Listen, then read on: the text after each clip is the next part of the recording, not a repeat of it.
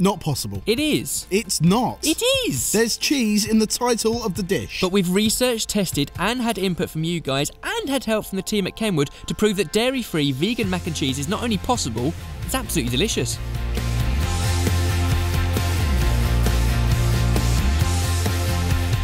I am still not convinced. Trust me and trust these guys. We've got all of your suggestions that's going to make this incredible, and one of them is cashew nuts. I love cashew nuts. Yeah, and these ones, once they've been soaked and blended, are super creamy. Think almond milk from almonds and coconut milk from coconuts and hazelnuts into hazelnut milk. You can milk so many nuts. This is beautiful, but they do need to be softened and soaked. A while under boiling water is enough to do that. Next for the sauce. Now this would typically be butter and flour. Yes. Then you add in milk. Oh, yes. And finish with cheese. Oh, yeah. I see an issue with butter, milk and cheese. So the way we're going to do it, and your suggestions, is to use vegetables that when you blend them up are naturally very thickening and creamy and starchy and delicious. So 1 potato. Starch. 1 onion. Yes. Flavour. Flavour. And sweetness. Yep. And then butternut squash, which is really creamy when you puree it. So, about an equal quantity of each, like a handful of potato, a handful of onion, and we'll need like this much of the squash. I was going to say you've got quite small hands.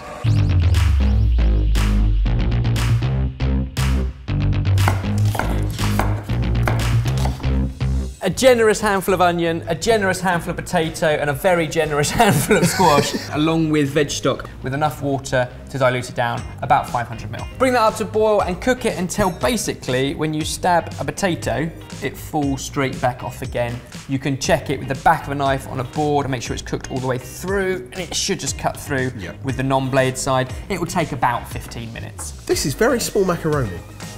Well, it swells as it cooks. Yeah, but still, that is small. It is small macaroni, and for that reason, it only needs 8 minutes in rapidly boiling salted water, which is why we've given our veggie saucy mixture, which is going to pretend to be a cheese sauce, a head start. Once it's in, give it 1 stir so that none of those very small macaroni stick together, and then count 8 minutes. 2 things now beautifully ready. Our pasta, just cooked, but still with a bite. We're gonna drain it into a colander, but we're gonna save the pasta water in case we need any to let down our sauce. Starchy pasta water is another thing that Italians love to add into pasta dishes to give it a really good, luxurious kind of creaminess. I keep shaking it and more macaroni keeps falling out. Do you want me to scoop? Well, I don't know how much is left. So this can go back into our hot pan. All of our potato and squash nicely cooked and can go into our blender. With the water? With all the stock as well. Stock.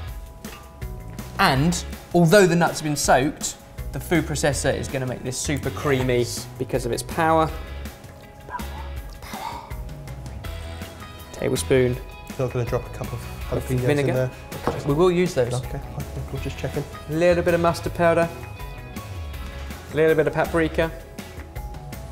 Nutritional yeast, and a whole grating of nutmeg.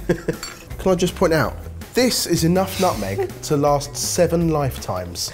I can guarantee you, only ever grated 2 of these, and they've been in there for at least many years. At least many years.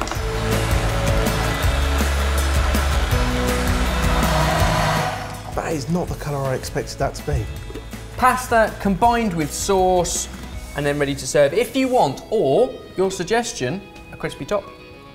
Wholemeal bread, blitzed up to a crumb, mixed with nutritional yeast and sprinkled on top. Now that looks like mac and cheese.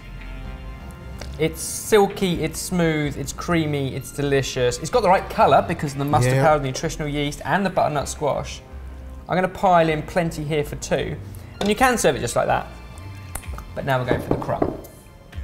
Oh! Oh no, what haven't we put in? Have you read the title of this video? Vegan mac and cheese. Jalapeno vegan mac and cheese. We've put the vinegar in. I'm going to stick some of these in as well. If you're at home, mix them into this lot.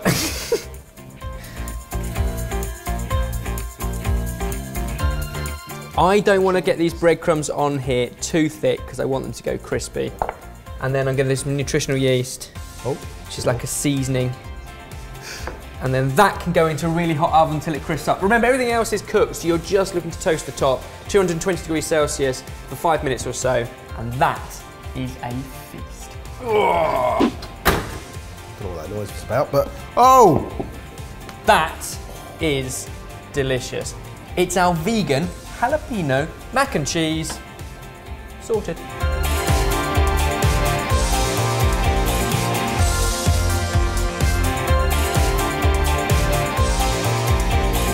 FYI, I've taken a quarter out to get some photos, but you can try the rest. Right, well, you're not allowed to eat any more then. You tried the sauce and you said it tasted great, but it wasn't a cheese sauce. Mix it with the pasta, now what do you think? I think that tastes fantastic. I think that tastes like mac and cheese. It's the starchiness of the pasta that suddenly gives it that coat the mouth feel. Yeah. That the sauce on its own didn't have. I would have absolutely no idea that that was vegan. And it reheats really nicely as well, but if you're going to do that, that's what you kept the pasta water for. Just add one more ladle of pasta water, because it gets a little bit stodgy as it cools. Give it a mix up, and then when you reheat that, it's still super creamy. And I think it's the kind of thing, I mean, there's too much there for one person, but it's the kind of thing you want to sit and just cozy up to. It is a proper comforting dish, and that's what mac and cheese should be. If you want the recipe for mac and cheese, you can get that down below. Below.